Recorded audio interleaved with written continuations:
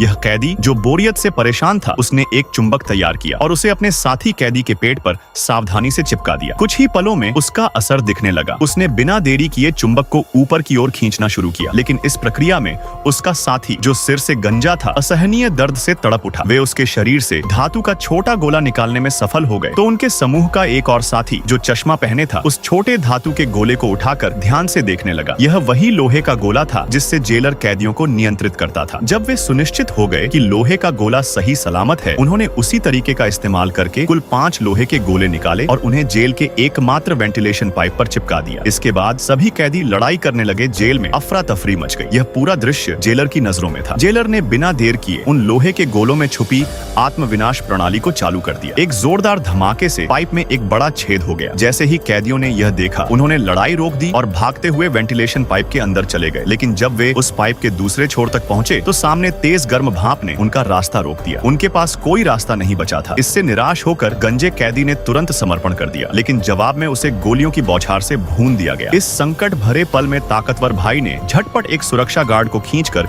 उसे बेहोश कर दिया और उसका हथियार छीन लिया। वह गार्ड असल में एक रोबोट था। उसने उसकी मशीन गन उठाई और बाहर निकलकर गार्ड्स पर गोलियां बरसानी शुरू कर दी और थोड़ी ही देर में वहां मौजूद सारे सुरक्षा कर्मियों को खत्म कर दिया। उन्होंने एक सुरक्षा वाहन को लेकर जेल से सफलतापूर्वक भाग निकले।